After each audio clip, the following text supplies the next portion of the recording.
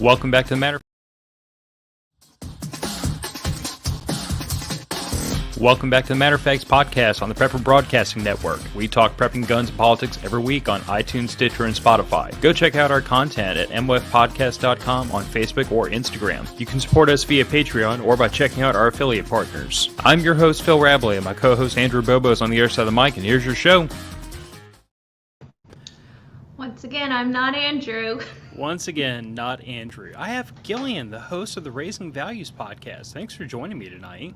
Oh, it took a little bit of arm bending to get me to come sit in the dining room for your podcast.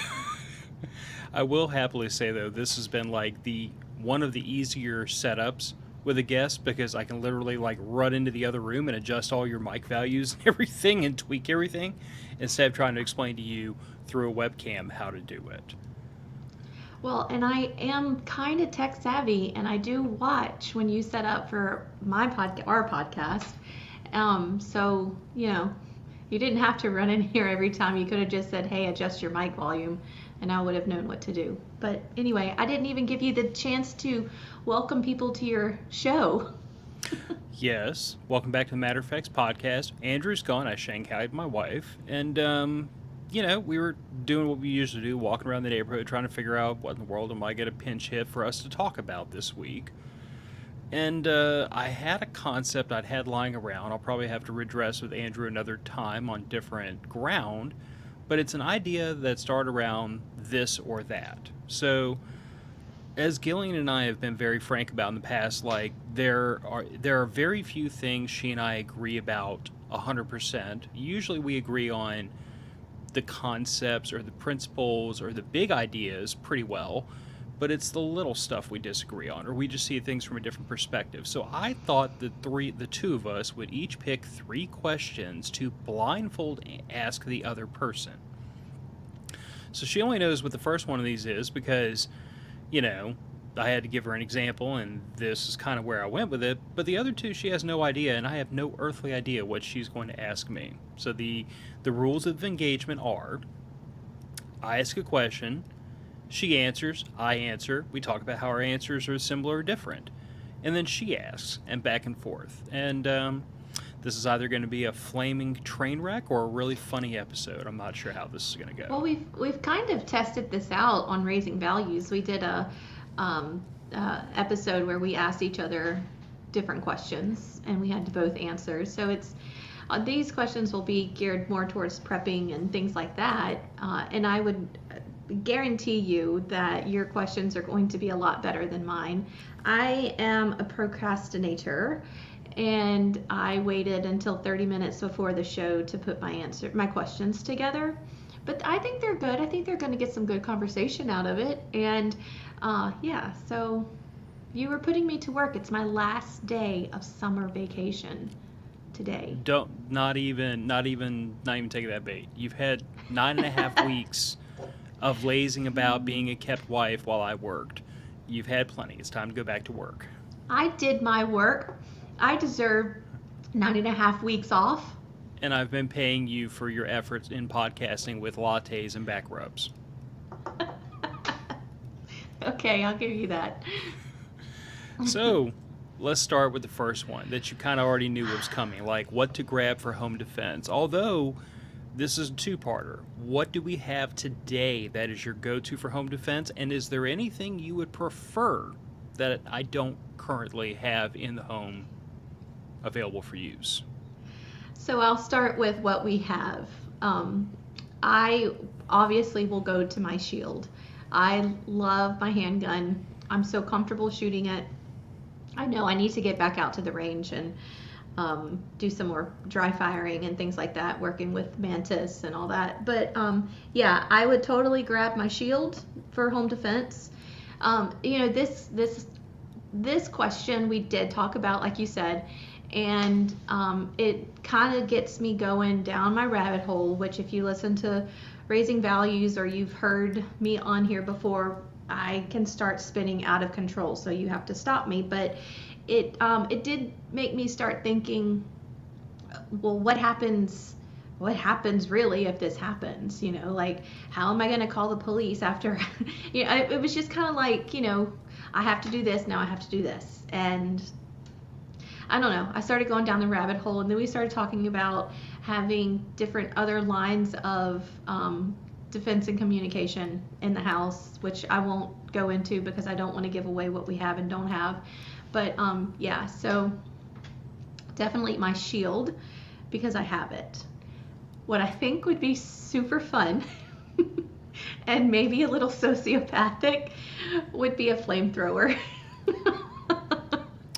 Okay, I'm gonna veto that idea. Come on. No, Andrew has one. Why can't I have one? because Andrew doesn't use his inside of a house. Well, who said See, it's that not they the would be... flamethrower I object to. It is the lighting it up inside the home I am paying a mortgage on that upsets my apple cart a little bit. What if I use my defense weapon, my shield, and get them out of the house, and then, because they've woken me up or they've done, they've broken into my house, I can then use the flamethrower? For legal purposes, that's a joke. Dang, I always do that. You always are like, God, this is why we're so shadow banned. It's because you let me on the podcast. This is it. Gillian is no longer going to be a guest on Matter of Facts. Okay, so you think for a moment you say spicier things than I do when I'm angry. Oh, I don't know. You've heard me through the wall screaming before. I have. Okay, so what to grab for home defense, current or future for you? Well, current, I grab what, I recently kind of set up for the home defense role, which would be that CZ Scorpion I have. Because I've got more magazine capacity than any handgun in the house. I've got more availability of ammunition. I've got a white light and IR laser on it. I mean, it's a firearm that is perfectly set up for small engagement windows in a hallway at across the house distances. I know that there's going to be somebody out there that's going to be a little critical of that because it's not like an AR-15 or full powered or a intermediate cartridge rifle, but honestly, not having a suppressor and the idea of popping off a full power 5.56 inside of a house when I've already lost half my hearing gives me no pleasure. So, like, in an effort to maintain some integrity of my eardrums, I'd rather shoot a 9mm in the house than a rifle, if I can get away with it. As far as future, honestly, like you and I were talking about this the other day, I've kind of got this weird feeling like maybe in a year or so, I might want to get into a shotgun. Oh, yeah. Which I thought you were going to say something totally different, but I remember that conversation now. Well, and I have valiantly resisted the urge and all the bullying from friends of mine to get into a shotgun. I've never been a shotgun person. I mean, like, I've been trap shooting with them. I know how to handle a shotgun. I know how to lead targets. Understand that my lack of interest in shotguns is not derived from an inability to use them or run them in anger. It is purely just some unsaid, unspoken, could put my finger on it, like something. Did y'all have a fight? No, Kyle. She's in the opposite room. So that we don't have to be like, butt cheek to butt cheek, shoulder to shoulder, behind one camera. Yes, if we had a fight, Kyle, do you think I would send him to his favorite place in the house? I mean, I'd have a big old goose egg right here from the cast iron skillet. That's funny. But yeah, it's just, I mean, a shotgun, double-aught buck, it makes a hell of a good argument. I'm kind of honestly looking at Beretta because when I look at like the availability of shotguns that are out there, I think Beretta makes a really awesome product. And I don't know, it's one of those things where it's like, I've resisted it this long, I'm kind of feeling the pull to get into a 12 gauge, and I know the minute I do, that is going to be like another crippling ammunition expense. Because, for the stockpile of 9mm and even 38 special, 357, 5.56, everything we already have, I don't have any 12 gauge in the house, so that's going to have to be something else I'm going to have to pile up on. And Benjamin, Remingtons, I've shot. I'm just not a, again, not a fan. Not when I look at the current crop of like tube-fed semi-automatic shotguns. I really think Beretta, like, I think Beretta is edging out Benelli, which I know is heresy to some people, but in the combat shotgun world, Beretta's really impressed the hell out of me lately.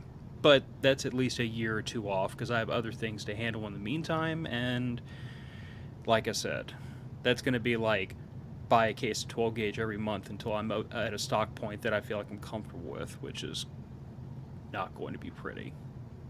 My checking account might ask for a restraining order. I might need So, a beach vacation before you do that. see, something else that has to be dealt with before I can buy a shotgun, $1,000 shotgun and probably $3,000 worth of ammo. So, Jesus. Babe, anytime you want to know what we have in this house as far as dollar amount of ammunition, I will tell you. You're just gonna have to help me count it all.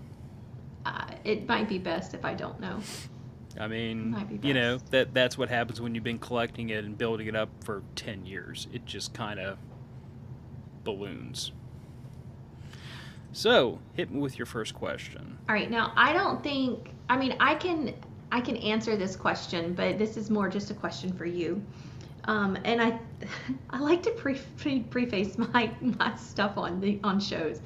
I think this would be very good for people who are going through something similar to this. So my question is, what would you have done, or how would you have reacted if I said no to prepping?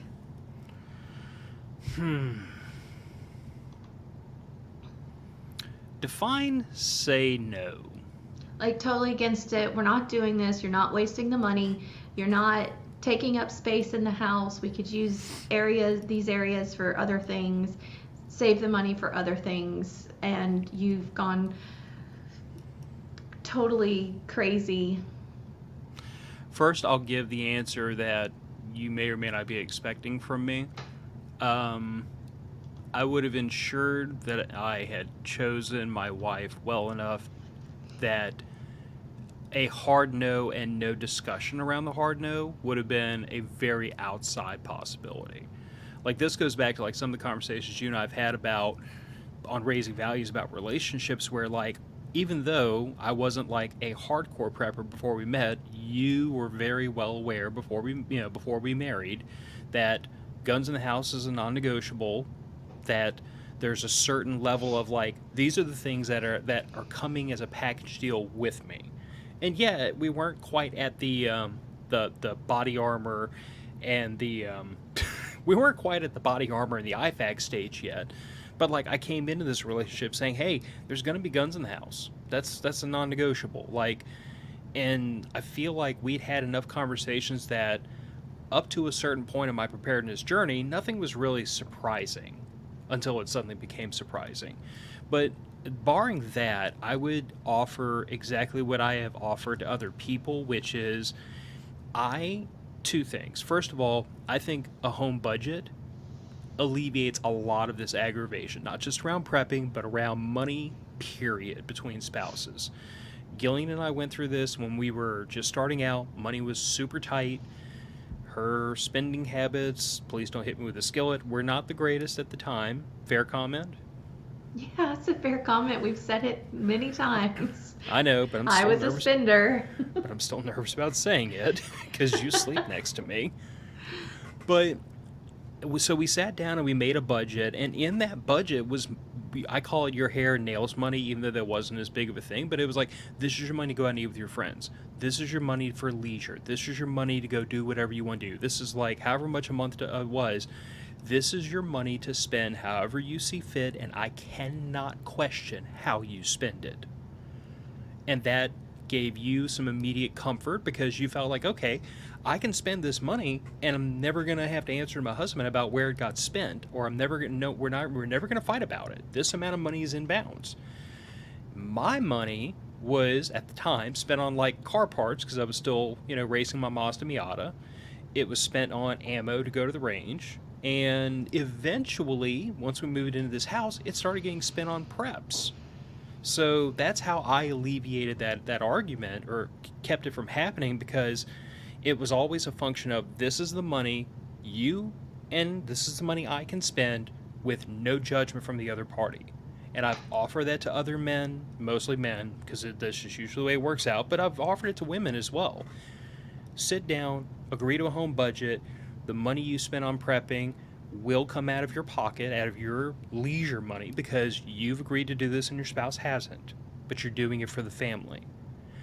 And if you're taking this burden upon your shoulders, you're going to have to suck up the fact that it's coming out of your butt and not theirs. That's just life. It's not fair, it's not optimal, but it's the way it might have to be. And at that moment, the moment your spouse starts complaining about the money spent, bring them right back to the budget and say, this is the money we agreed I could spend on what I want. That's the money you can spend on what you want. I'm allowed to spend this money. And stand firm on it. Because at that moment, if you're still fighting about money, even though you have come to this agreement and had this budget conversation, you are fighting about something that is way more than money and way more than prepping. You're fighting about something that is totally different, and whatever it is, you need to get to the bottom of it. Okay, so you would have just done it. I mean, at the end of the day, I hate to say it this way, but like, you know the man you married, and I've always been the person that I'm going to do what I think is right. And very rarely will I apologize for it on the back end. But like, you and I went through some small version of this when my prepping got to a certain point and you started having some concerns about what was being spent and what was being brought into the house. But you and I talked about it. Like, you and I sat down and had conversations about it. I explained to you my rationale, and I was very open about it. So I feel like in a healthy, and I know I'm prefacing this a lot, but like in a healthy marriage and a healthy relationship, I don't feel like a hard no would happen very often. I feel like both parties should be able to come to the table and have a conversation and find the middle ground they can both live with. Because if there's anything in your marriage that is a hard no, y'all should have figured that out before you got married. And even though like prepping wasn't part of that pre-marriage conversation, we had enough opportunity. You had enough opportunity, and I had enough opportunity to kind of come into this without the blinders on. It's not like we met in Vegas, got married over a weekend. You know what I'm saying? We were dating and engaged for about 3 years. So, shoe on the other foot. Okay. What would you do if our positions had been reversed and you were the one saying, you know, Phil, I know it's fun to spend every dime you make, but we really need to put some money away for, you know, retirement. I'd like to move to a beach house eventually, and we need to plan for the future. Let's take it out of the guise of prepping. Let's just talk about financial future, because that's something that like I spent a lot of time and effort managing. But what if the shoe was on the other foot and I was the spender and I was the one saying, we're going to go on vacations all the time. I'm not going to put money away in my retirement. I'm going to spend it all on friggin', you know, 50 cows and 338 Lapuas and all the nonsense I want. And you started seeing the writing on the wall of, if I don't get this man to put the brakes on and put some money in retirement, we're going to die in poverty. Well, I mean, 21-year-old me would have been like, cool, it's his money. Now it would have been a big red flag. I mean, it was already kind of questionable what you were doing when you came home and you were starting to prep, and, you know, but the conversations were happening. And I think that's one of the good things about our relationship, is that we've always communicated about the hard stuff and the good stuff. But I mean, it's important that we communicate about the hard stuff and the weird stuff and the, you know, not so common stuff. I think if it were me coming to you saying, hey, I want to invest in a condo at the beach, I probably would have fought you tooth and nail and been like, spend it all. We're going, we have one, we're going to get it. Not really, but in the back of my head, I would have wanted to do that. But let's harken back to a conversation we had just recently where, like, for the longest time, my long-term plan was always homestead, middle of Oh. nowhere, and Have you you told kind of, anybody about this? I don't know if we've Is talked this about the that on first the show. time? It might Is be. this the first time? And you kind of Be pumped the brakes prepared, on. guys. I Yeah, broke you my pumped. husband's heart. Well, I wouldn't say you broke my heart. You caused me to reassess that long-term plan. I mean, not the saving aspect of it and the planning for it, because so much of the stuff that I have in my head as far as finances is like 10, 15-year goals. It's not something that's going to happen immediately. And the work I do today to get ready for 10 or 15 years from now, it doesn't change. It's the same thing. Stay out of debt, pay down the mortgage, build equity, save money, stuff that's going to be the same. Uh, I'm going to get to that question just as soon as I say this. But That is a good question. what Gillian dropped on me was she really wants to scale back the homestead idea that we had. Like, I wanted to go all in, goats, ducks, like Rick and Jane Austen, live off the land. She pumped the brakes on that pretty hard recently and said, you know what? I still want to be able to travel. Like, I want to be able to leave and be gone for a couple of weeks. And we can't do that if we have all these animals, because we got to find somebody we trust to manage the homestead. And I'm like, yeah, that is that is literally how that would work. I mean, if we have a homestead and we leave for any length of time, we have to, like, there's only so much that you can automate. We're going to have to find somebody that can help us with it. And that the answer might be we don't travel as much. So if you want to travel more, then we have to reassess this little plan. And I feel like we came to a fair compromise because, my bend is I wanted to be as off-grid capable as possible. Her thing is she wants to maintain enough of our independence that we can break camp and we can come back in a week or two, we can travel, we can go see our daughter, do whatever. And I feel like we were able to kind of say, okay, what I had in mind, what I thought we were in lockstep on, that's not going to accomplish this goal. So we have to restructure this so that this works. And we did. Yeah. So, like, I don't know how to approach what happens if your spouse says no, because I've never been in that position. Like, I've always been very much, this is, we're partners. This is a partnership. It's equal. It is not 50-50. It's 100-100. We're both going to figure out what works for the both of us. And if one of us is not content with the way things are going, we're going to have to change it, fix it, move it, repackage it, do something. There is the only hard no's are issues where, like, either you or I cannot stay in this relationship. Things like abuse, infidelity, really serious things. But when it comes to, like, planning for retirement, I'm pretty flexible. We'll figure it out. We'll find something that we're both happy with. I'm not gonna put my foot down and say, nope, it's homestead or nothing. Neither would you say no homestead whatsoever. Like, we're gonna meet in the middle. Mm-hmm. Now, do you guys have kids, and how is that communicated to them on the prepping lifestyle? So, Josh, we have an 11-year-old daughter, and depending on the day, most of the time I can't really, I could see, I would like to think that most of the lessons we've tried to teach her about, not even like prepping, not homesteading, but like just the mindset that me and my wife both have, I feel like a lot of that she's picked up on. Like, we've tried to teach her things like situational awareness. We've tried to teach her about maintaining, like, being aware of her environment. We've tried to teach her, like, look both ways where you cross streets, the most basic safety rule there is. We've taught her gun safety. She and I have talked about personal safety, personal protection, like, how do you react to certain situations, don't talk to strangers, like, and if any of that sounds like, well, no, duh, you teach kids that, okay, but a lot of people don't teach their kids that anymore. So, Yeah. like, I feel like we've tried to communicate a lot of this with her. We've never hidden our lifestyle from her. Like, she's grown up seeing the firearms. She's grown up seeing the gear. She's grown up using a lot of it because, like, anytime we ever went camping, I'm not gonna lie, half the reason I did that was so that I could put a ferro rod in that kid's hand and turn her loose trying to make a fire. Like, she's grown up in this, so it doesn't seem weird to her. It seems weird that other people's parents don't have a 6-month supply of food.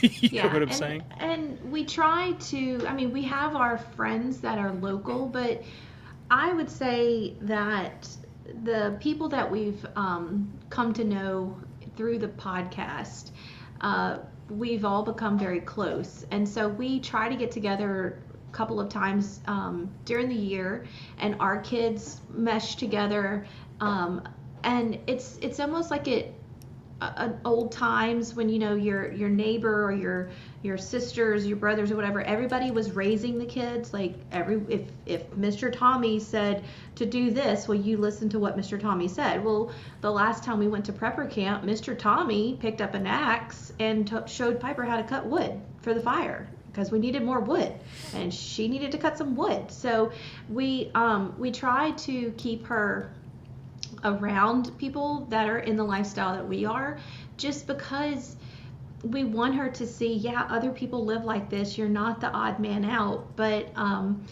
we want her to be confident growing up in this lifestyle. And I don't know. I think she's come home a few times from friends' house and has mentioned like, well, they don't do this, and I didn't notice this in their house, and just little bitty things.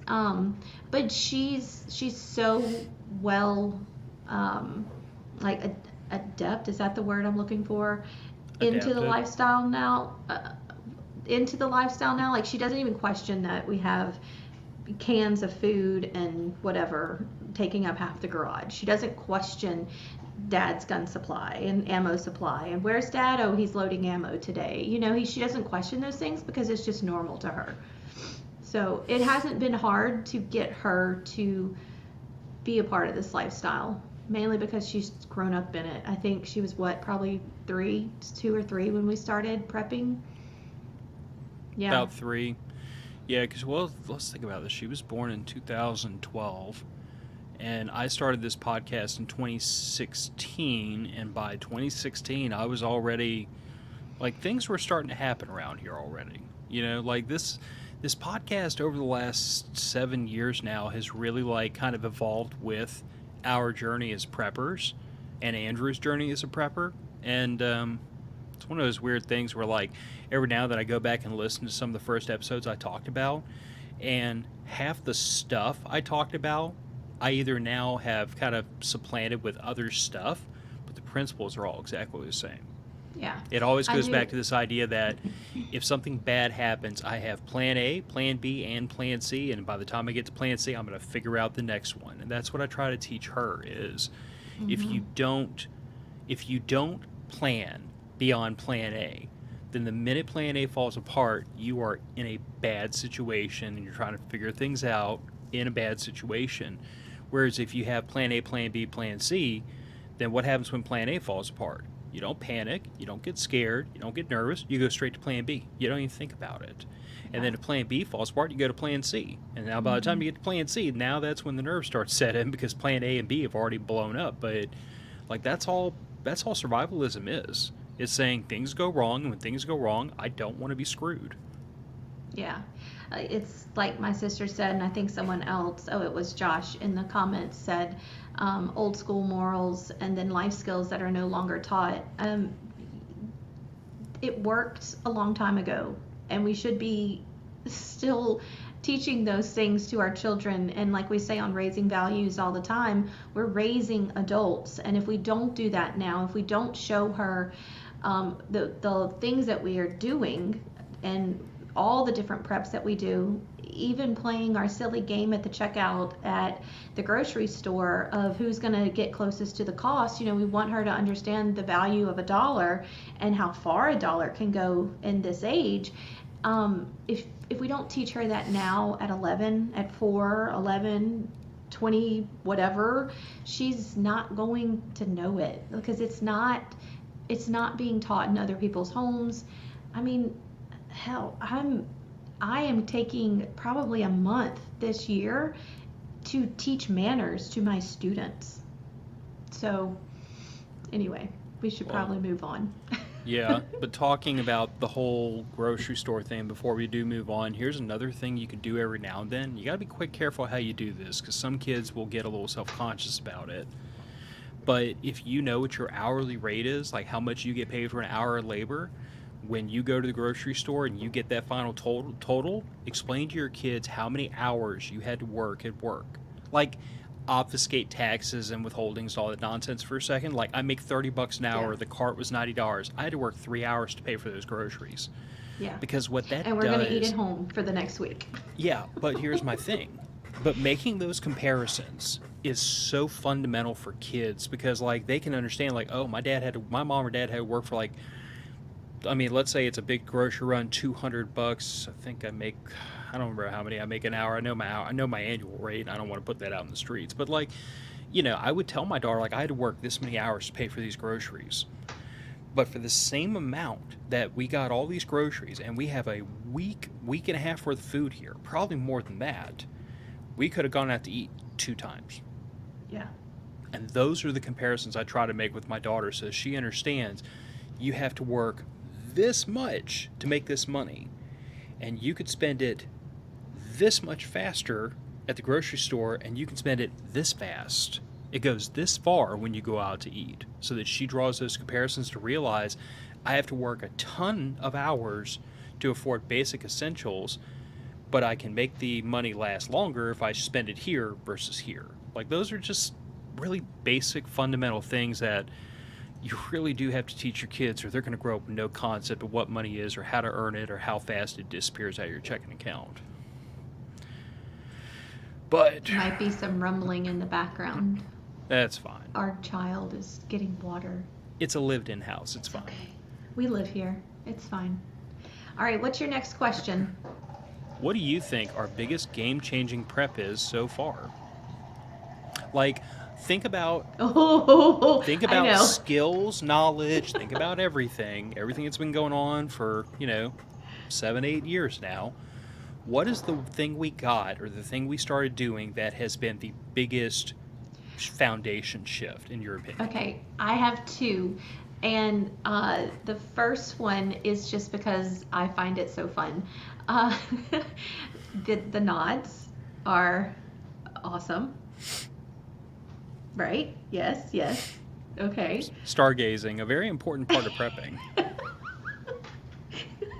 that is my reason to like them, is for stargazing, and I get to take videos and pictures to show my students who aren't going to get out there and see that. I also think, and this is kind of going to go into my next question, when I went to prepper camp last year, I was already starting to get more and more into the medicinal properties of plants and herbs and things like that, mainly because of everything that came to light during COVID.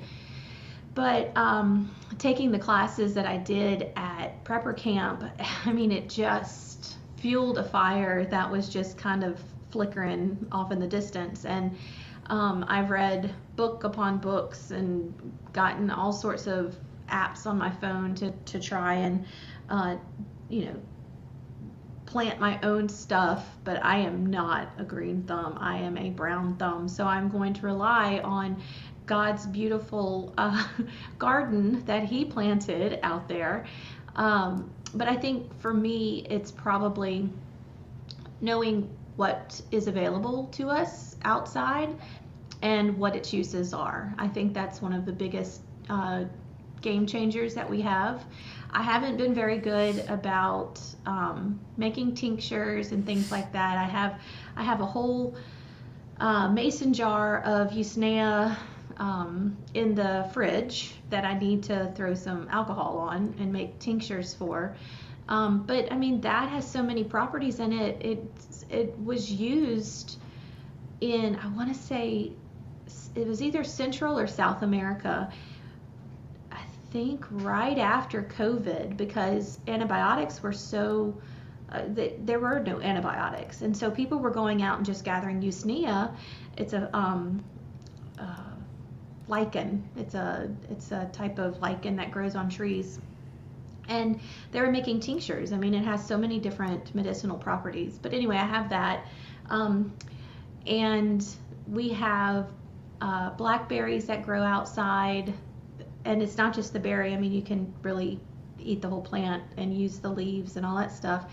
This year, though, I did try my hand at planting some things, some great medicinal plants, but like I said, I'm a brown thumb.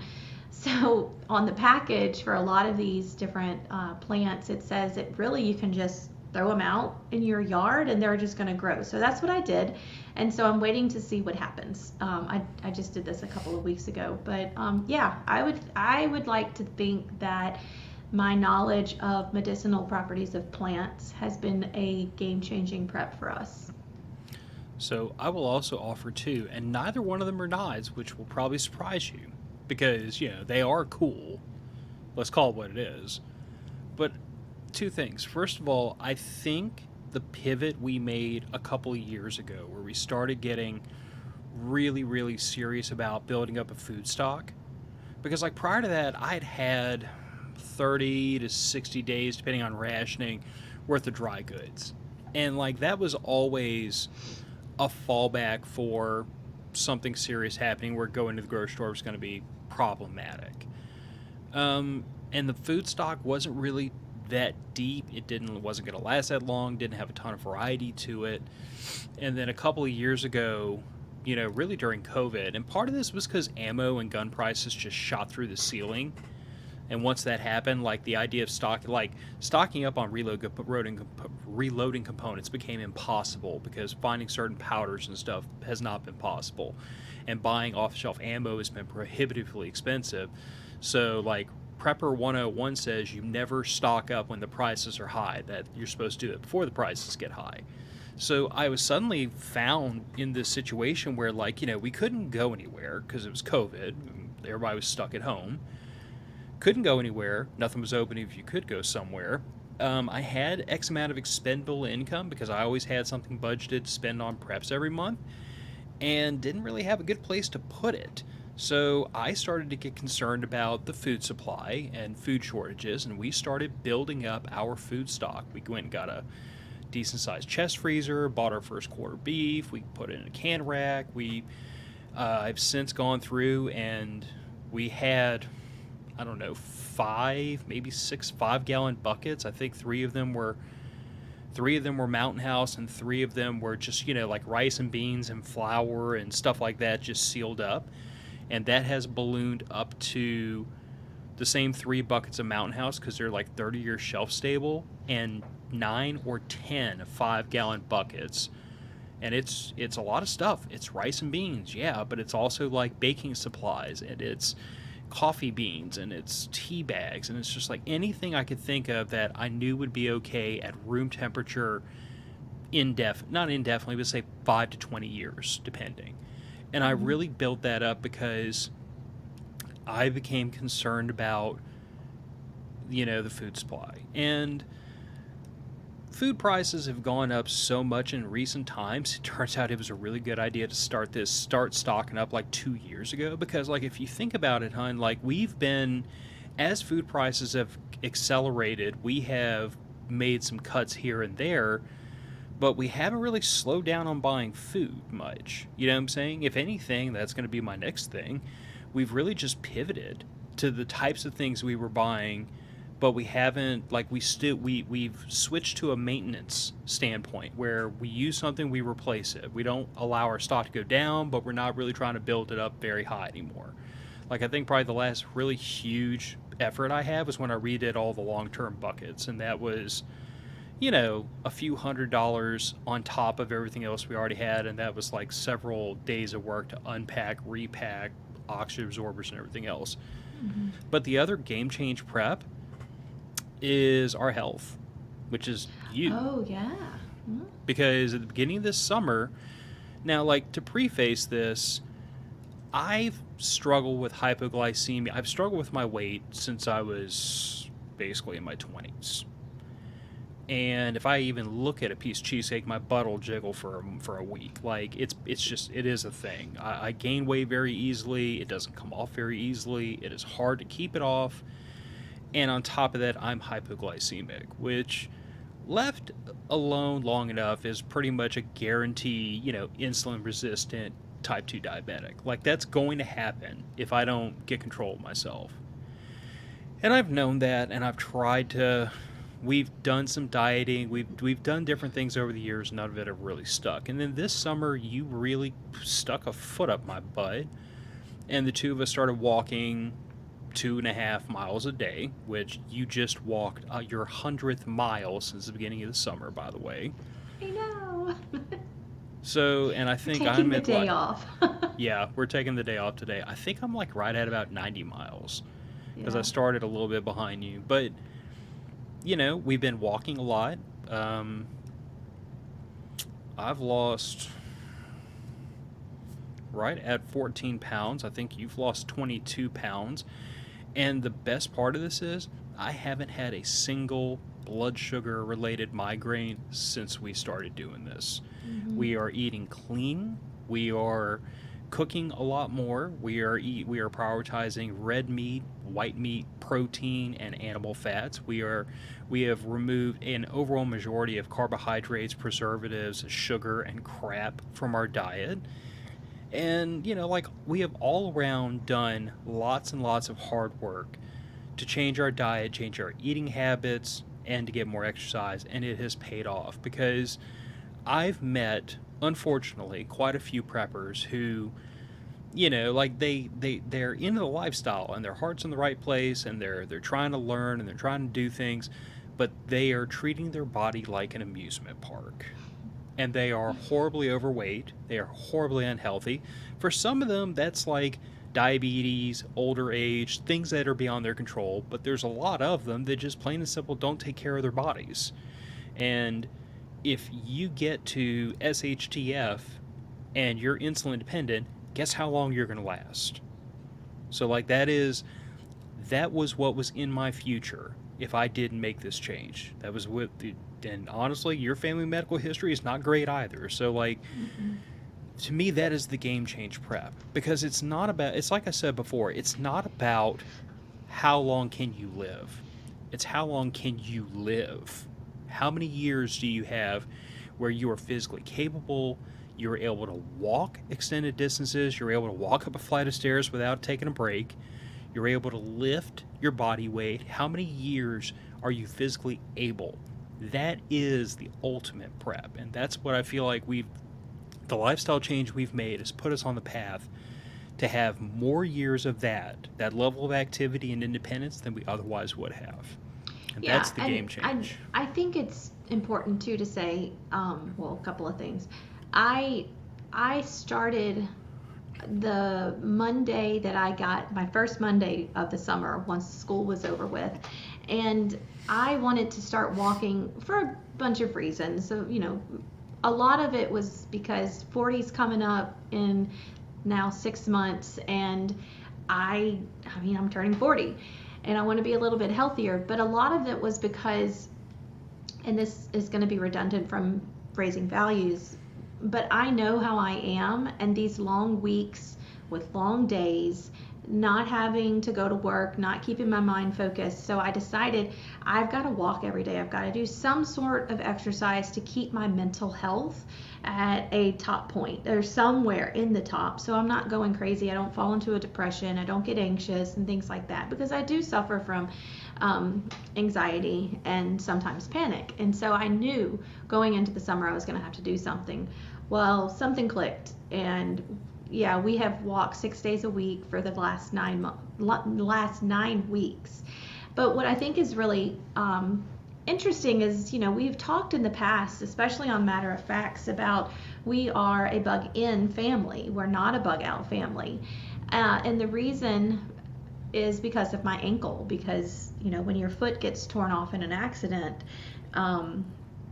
it's kind of hard to rely on an appendage that doesn't work properly anymore. But having done all this work this summer, I have shown you that my leg doesn't swell like it used to. So, and I think that is a lot of the walking. I also think it's because we we have cut out a lot of preservatives. We're eating clean food, whole foods. We're cooking at home more. We're not going out. We're not, just doing the lazy American way that to eat and get our nutrients. And even then, it wasn't a lot. But I have strengthened that ankle, so it's something that we could possibly. I know now I can walk 3 miles nonstop. I can walk 3 miles, Preferably which, not in Louisiana heat. well, no, not in Louisiana heat. But if we had to bug out, I feel like we could get at least 3 miles, maybe more, because that joint has been so. I mean, it's really gotten to a healthy, manageable state, and unfortunately, that was due to laziness on my part and me always going back to, well, I can't because my foot, I can't because my ankle, I can't do this because of that.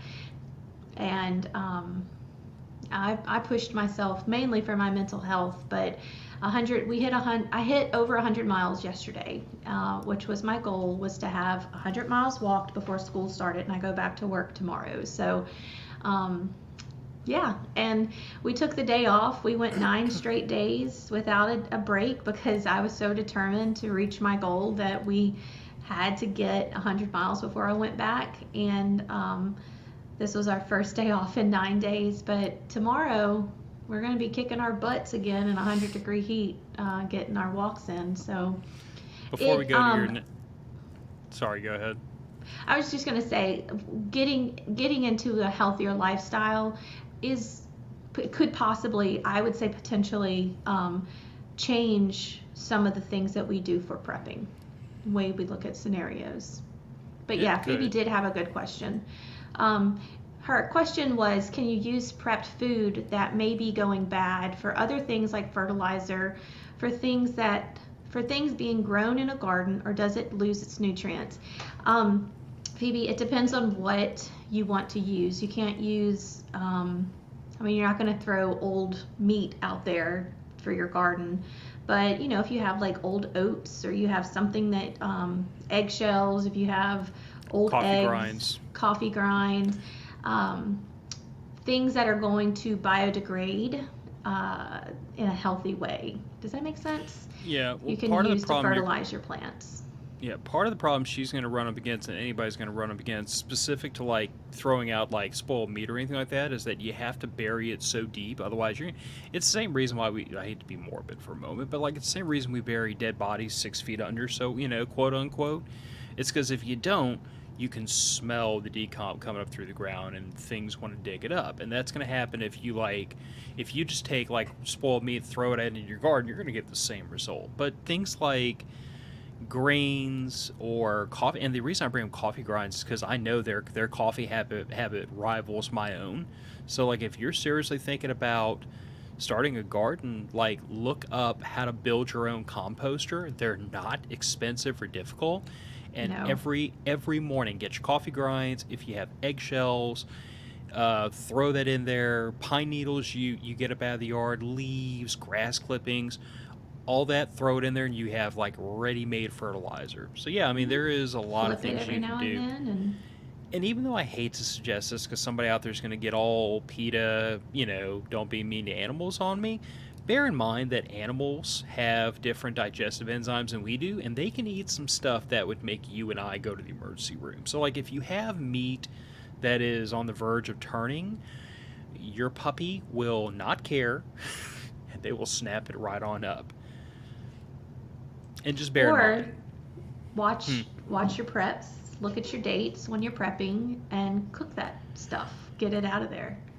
I will also say that like there are a lot of things Gillian and I don't even attempt to long-term store anymore. We've started rotating through things where because there's certain things like Vienna sausages, tuna fish, and it lasts a good long while because it's canned, but like we have a row of it in the garage, and we eat this one and we put the new one back here so that we're constantly rotating through it. And we do that with a lot of our stuff. Like as I've gone more and more into roasting coffee beans in the right conditions can last a while. But coffee beans are not I don't believe they're 30-year shelf stable. So, fortunately, I drink Sorry. coffee fast enough that I don't have to worry about any coffee in this house lying around for 30 years before it gets drank. So I just, make sure I'm ordering enough to keep up with my habit and I'm rotating the bags through. But, like, that is a better way to deal with things. The best way to deal with a food stock is not to fall into the trap of this is prepper food, this is real food. It's all food. If there's something you eat all the time, you should be trying to put it back so you have it in case it's not available. And if you put stuff back in your preps that you eat all the time, you will naturally continue to eat it. Just make sure you put the new stuff in the back of the pantry and take the old stuff from the front and cook it. And if you get into that habit, like your prepper food will never go bad because it's an extension of your pantry. That's what's worked out for us for the most part. Yeah, a lot of times in this house when we're cooking dinner or whatever, you'll hear all three of us will say, "Well, go check out overflow," because we have different areas with different types of preps and all that stuff. So you'll hear that a lot. Oh, I keep hitting the table. I'm sorry. Somebody told me not to hit the table earlier. It was Benjamin. I'm sorry, Benjamin. That's great. I think it's great. I have to agree with Phil. I think your health is, and somebody else said it in the, I think it was Jim. Health is the most overlooked prep, and I agree. Yep, for sure. All right, on to my number 2. This is going to be a long episode, guys. Okay. All right, you're going to laugh at this. All right. Hypothetical. There's no more meat and no animals. Are you eating the man-made meat or are you becoming a vegetarian? We're talking about man-made meat like the lab-grown meat? Yes. Define no animals. Like no tradition, like no, like there's got to be animals somewhere. Like, No. There's got to be deer or rats or squirrels. I mean, there's squirrels there's squirrels and rabbits all over the place. There's got to be something to eat. Wait, there's still dogs, right? Because there's a couple in the neighborhood that are really yappy and aggravating, and I'm pretty sure with enough Tony Chachere's, I can make them okay. Seaweed is not an animal. Seaweed is, Benjamin said seaweed. Fish is an animal. Seaweed is a plant. Okay. Your option is to eat lab-created meat or become a vegetarian. What are you doing?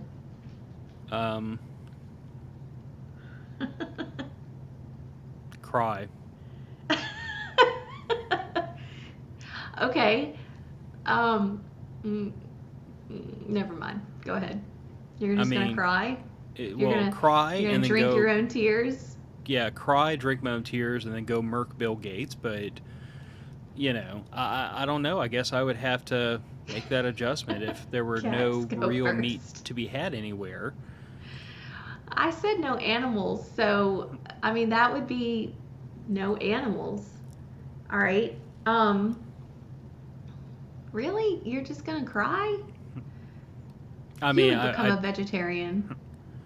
Yeah, I mean, I guess if it comes down to that or starvation, I guess I would have to because I don't think lab-grown meat It was just a hypothetical. It was a poof. Wait, all the animals are are gone. Ah, bugs are animals. All right. If there were just bugs, lab-grown meat, or becoming a vegetarian, what would you do? Bugs. Yeah, bugs. Garden Girl is right. The red beans and rice. I can survive on red beans and rice indefinitely. Oh, Lord have mercy. I'm okay. I will become a vegetarian. Well, I guess that's vegetarian. Yes, Thank I you, agree. Garden Girl, bugs. for saving me. I agree with bugs. I know. I mean, I know what bugs we can eat and what bugs we can't, and I know how to cook up a lot of those things. So. Okay, so this because I have and I've eaten them. This merits a story from the early days of our marriage when my wife worked at the Audubon Insectarium. And I was being a good, dutiful husband one evening because I'd beat her home from work, and I was over the stove making red beans and rice because, when you're basically living on the edge of poverty and newly married, Red beans and rice is a good cheap meal, and it keeps your belly from eating chewing on your backbone. So that's what was happening. And at the time, I only knew how to cook a few things. I mean, I haven't gotten much better. Baking, yes, but not cooking. And red beans and rice was a safe meal. So I was making my wife, my lovely, dear, loyal wife, red beans and rice, and she walks up behind me and says, "Here, honey, try this," and sticks a cookie in my mouth. And as I'm chewing on it, I taste something that tastes distinctly like a stale pecan. Like, that was just the mental image I had, because it was about yay long and it was kind of crunchy and it tastes like a stale pecan. I was like, "Is this like a pecan cookie? It tastes kind of stale." She said, "No, those are cricket cookies." She brought her work home with her, and she put a cricket cookie in my mouth. We called them chocolate chirp cookies. I could have spit it across the kitchen at her. I was so aggravated.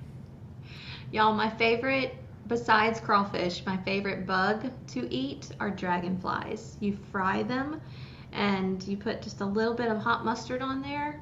Oh my God. I'm telling you, if we run out of food, like there's our one of our neighbors, I think it's one of our neighbors, has commented about all the bunnies, all the rabbits that are in the front yard. And I'm just like, yeah, that's going to be dinner. Like, we're going to be killing some swamp rabbits and eating those things if we need to. Like, those will be great. And all those squirrels in the backyard,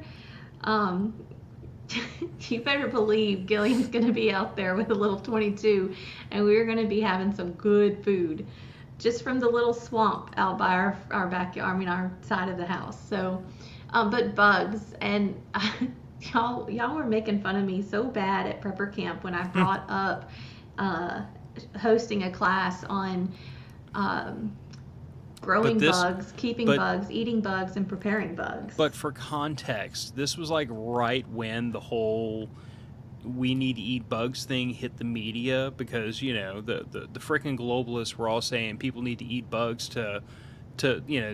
because we're gonna run out of red meat or some nonsense like that. Like, there aren't friggin' like herds of cattle running around all over the place that these freaking psychopaths are trying to freaking legislate out of existence. But that's another story.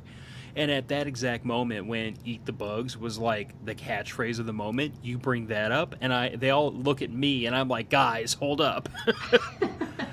I didn't bring the globalist infiltrator with me. There's a story here. I just, it goes back to the question you asked earlier. Yeah, garden girl, Nina. We need to live together, like close together. It goes back to that question of what's something that, what was your question earlier? The I don't remember, but I said it was game-changing prep. Yeah, game-changing prep, and it was learning about plants and medicinal properties. And I think that other sources of protein are often overlooked among preppers. And I'm just saying, you can keep crickets and other things in a little bitty container, and you can feed them whatever you want and then cook them up. Do you know what Andrew would say at a moment like this when you start talking about alternative protein? That's the word, alternative protein. What would he say? Kill them and eat them. He said it to me before. Yeah, kill them and eat them. It's like those shows you see, all those reality shows like Naked and Afraid, and all these like, we just watched Outlast, and there was another one that we watched about a year ago where they were dropped off in the woods in Alaska, and they were all starving, and it's like, turn over some freaking logs, guys. You have tons of protein under your feet. Like, nobody thinks about bugs. Like, just eat the bugs. Yeah, well, John. Yes. We were talking about alternative protein. We were talking about Mr. Gates earlier, and we were having a discussion, Phil and I, and kind of including Piper in it, and the things that we were saying we shouldn't have been saying.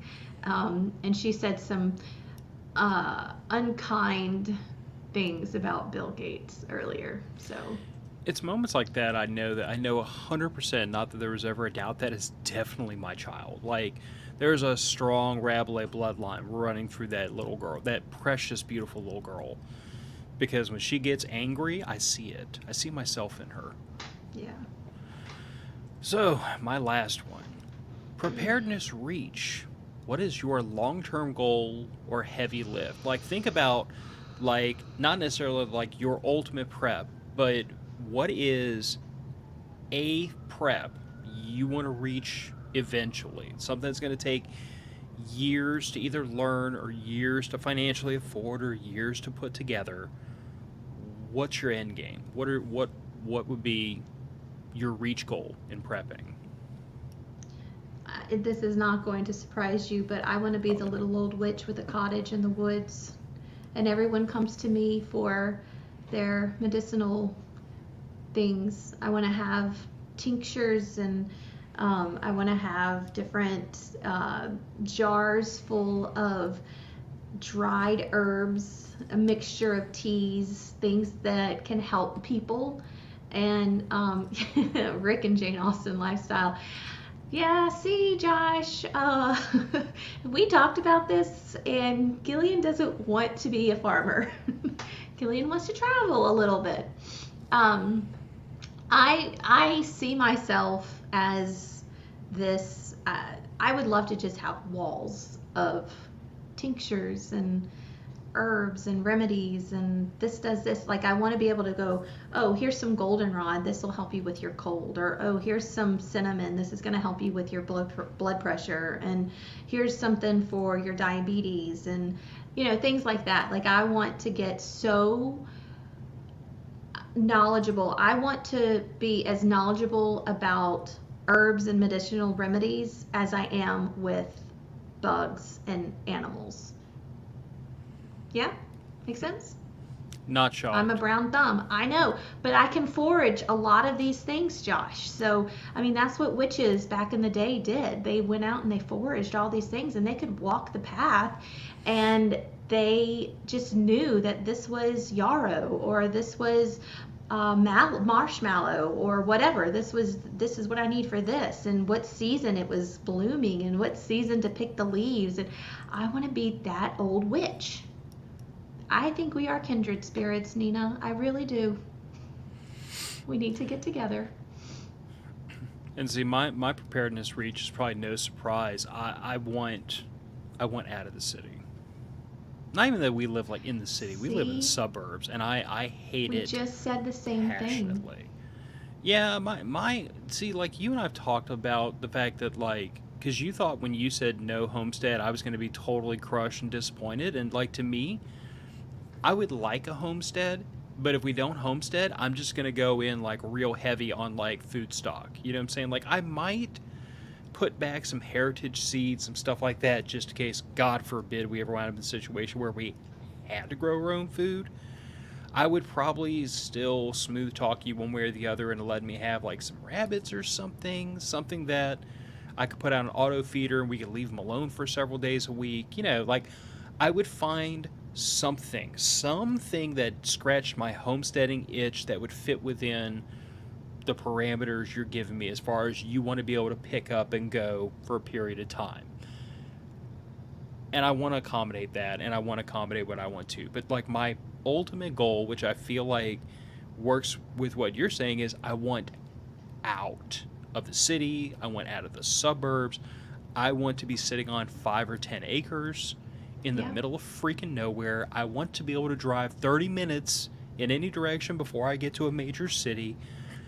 I want to be away from everything for several reasons. Like, first of all, like, land, if the land was cheap enough and I could find a big enough plot, I would love to be able to set up my own firing range on it. And then that would be like a supplemental form of income, into my old age, because I could literally, like, on part of our land, set up a little firing range, have it be members only, charge people annually to have use of it, and then basically tell them, hey, it's only available from, like, this hour to this hour, so there's nobody out there shooting at 2 o'clock in the morning or doing dumb stuff. But, like,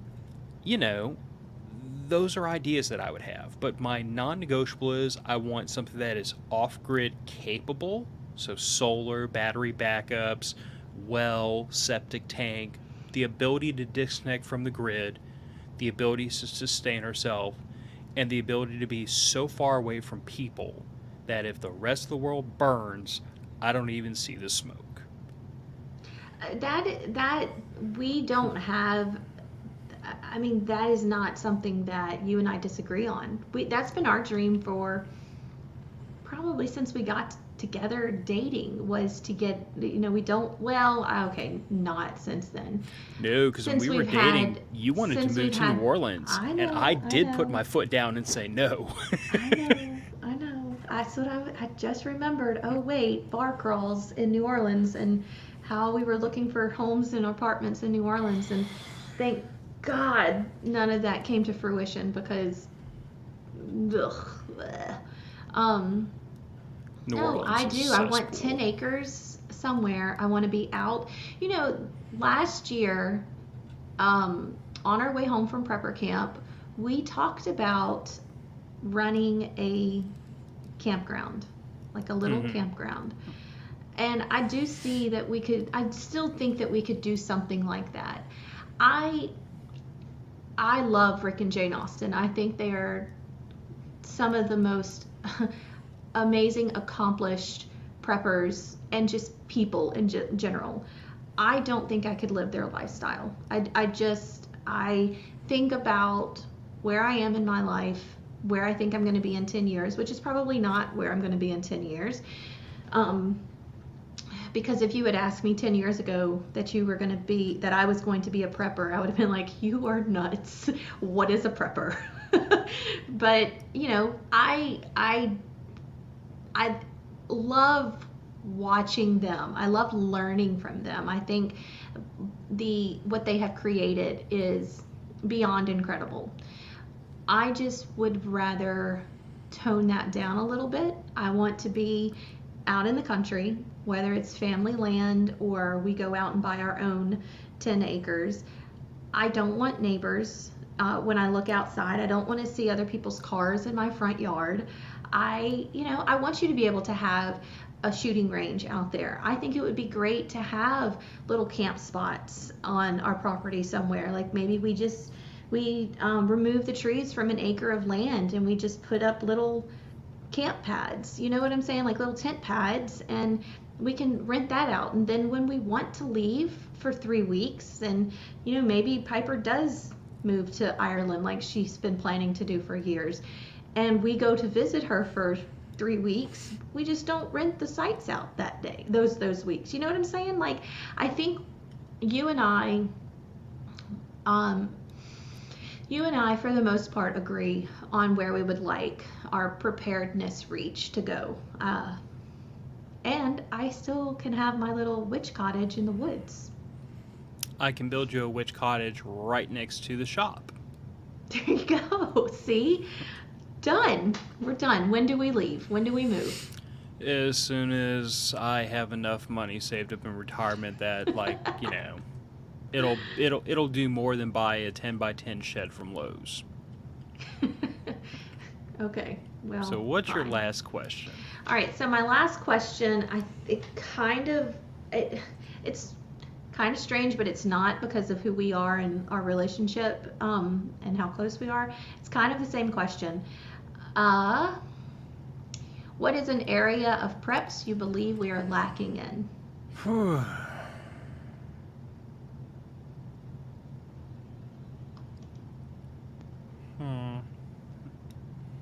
I'm gonna say Josh something. said it's Okay, recorded.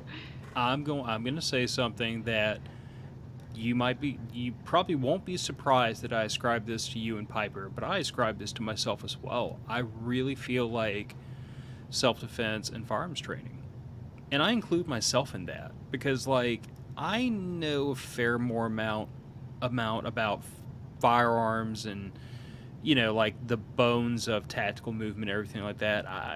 I have the training I have from the military, and it's not a ton, and it is 20 years old, and it's something that, like, you and I have talked about recently. Like, it is a goal of mine.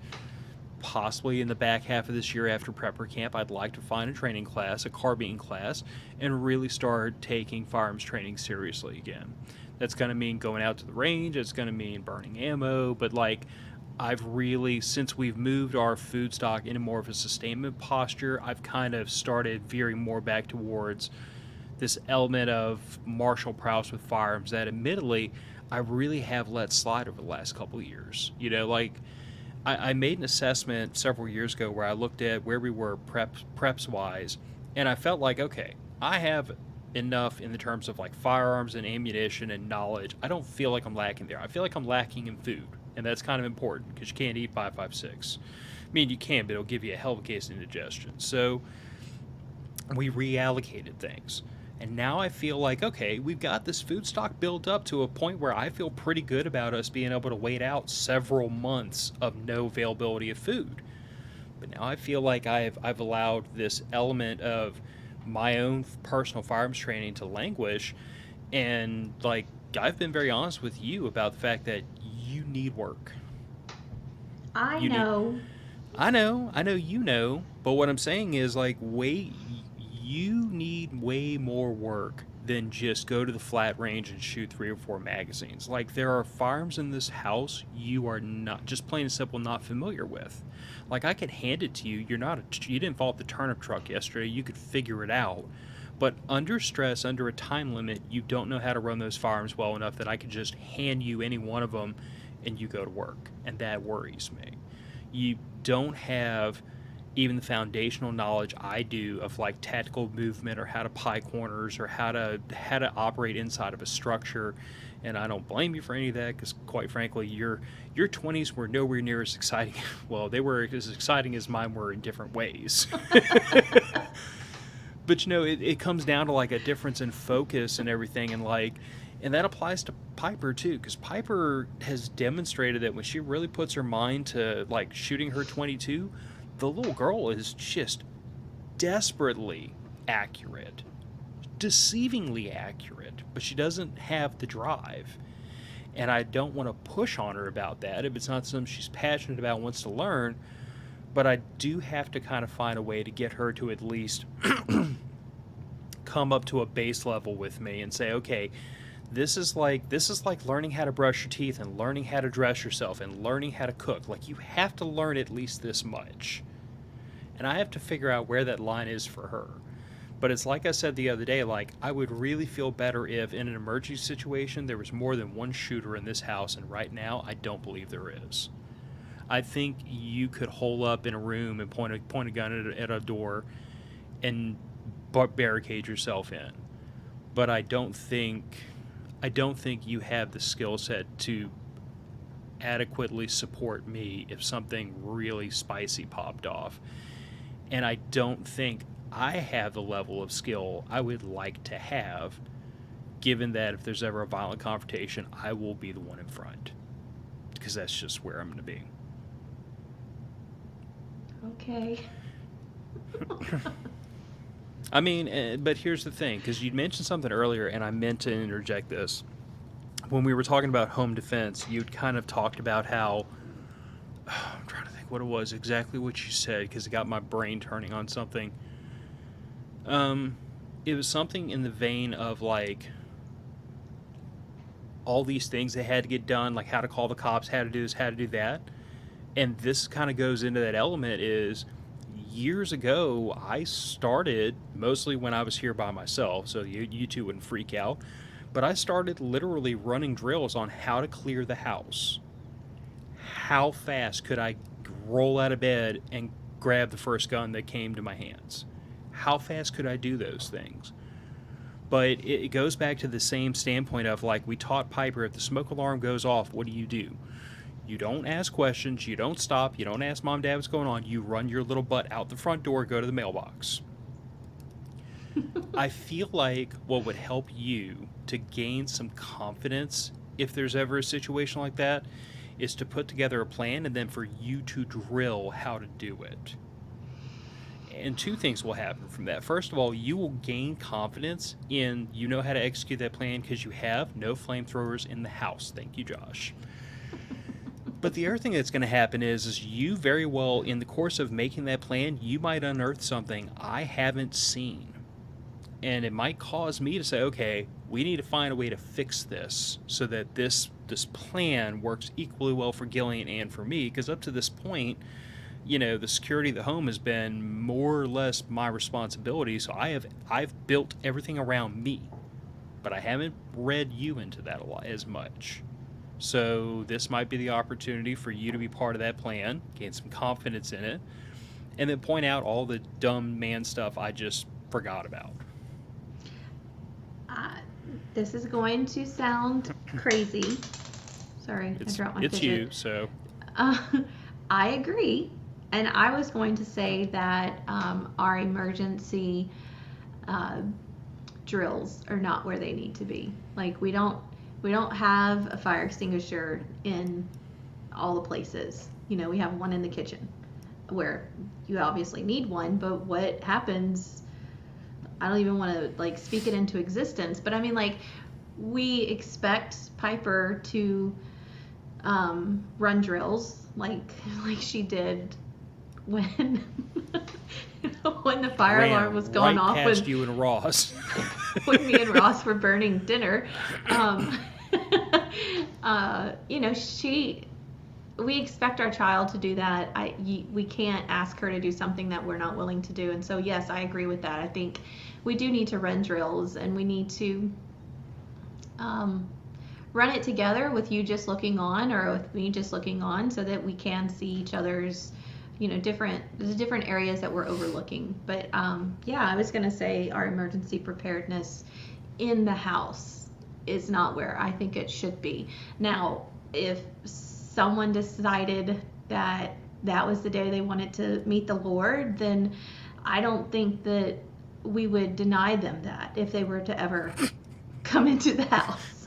Did I say that right? Are we going to be shadow banned for what I just said? What I'm hearing is, if someone picked that day to find religion, you would help them find it. I mean, I don't think that we are in such a bad place that we can't defend our home. But I think it could use some work. Does that make sense? Yeah, and I mean, like you said about fire extinguishers, I mean, yeah, we have a fire extinguisher under the sink, which is not a bad place to have it, in the kitchen where fires tend to happen, but these are the kinds of things that I've had on my mind of what am I missing? And if that is something that you believe definitely should be fixed, then okay, maybe we need to look at some smaller fire extinguishers and figure out a place to put them in the bedroom or underneath the bathroom sink, so we have one on this end of the house. Yeah. Maybe we need to look at... There's a lot Maybe we need to look at a glass breaker. Just keep on this side of the house. That way, if we can't get to the front door, even though you could just open the window, you have a way to break the glass. I mean, there's...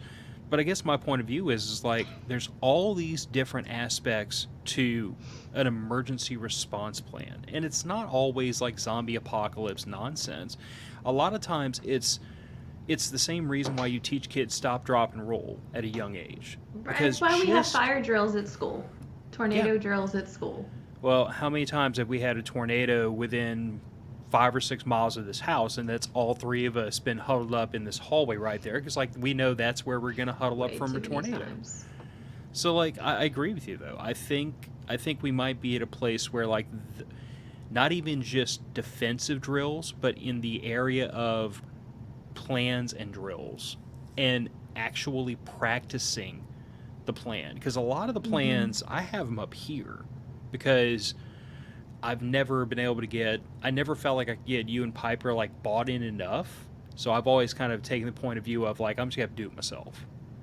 I think it's just going to be one of those things, Phil, that we just have to kind of bite the bullet, and we just know that one Saturday is going to be a drill morning, and we just have to wake up with a game plan that day. We need to just think about it.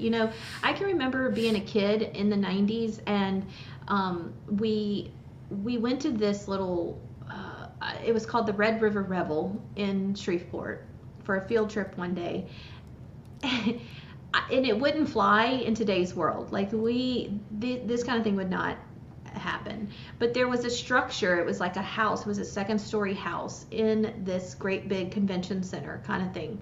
And it was only one of the exhibits, but there were firefighters there, and they would run these mock drills where they would put these students, you're on a field trip, and we would climb the stairs to go into the top floor of the house, and they would teach you stop, drop, and roll.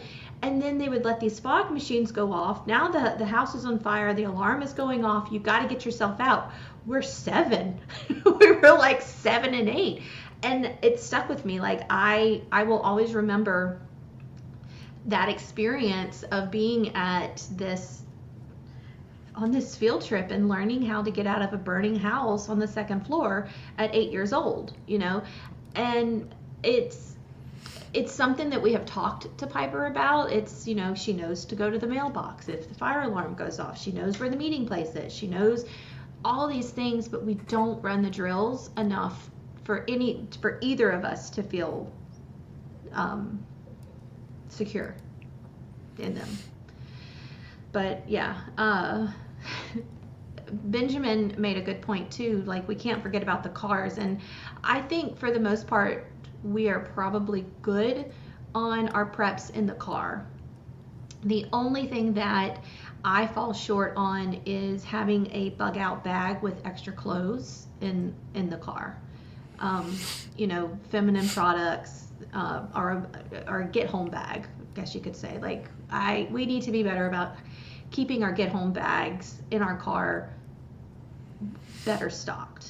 You know what I mean? Like, because you should change out your clothes in there as your child ages and grows out of clothes. You got to update all that stuff. But yeah, we definitely need to look at emergency situation drills and stuff like that.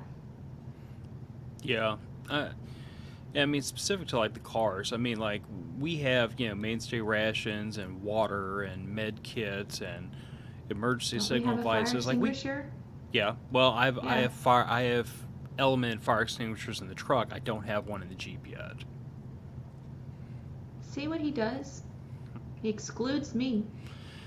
Yeah. Well, bear in mind that the reason there's one in the truck is because that's the one we usually take camping, and I could see the potential for needing a fire extinguisher at a campsite more than just driving 1.5 miles across town to go to work. Yeah. You know what I mean?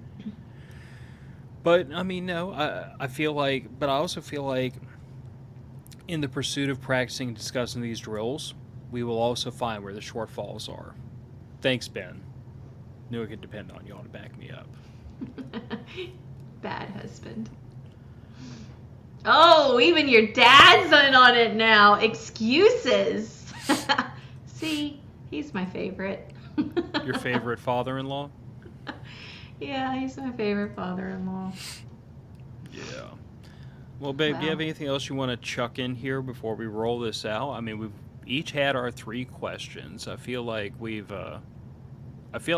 as I kind of expected, we agreed fundamentally about a lot of things, but the minutia we disagree about a lot, which I've always said is like that's why I've always appreciated you being in this lifestyle too, because like you're there to point out all the stuff that I'm going to miss, forget, or not think about. And if you weren't there, if you were a silent partner in my preparedness lifestyle, then I would not have the benefit of your alternative point of view. Well, I am the cherry on top. I don't think I have anything else. I don't want anybody to leave right now that's listening, because I do think there's a couple of plugs that you might be interested in. Raising Values podcast, which is the newest podcast that Phil and I host together. Totally different than Matter of Facts. And some really good stuff.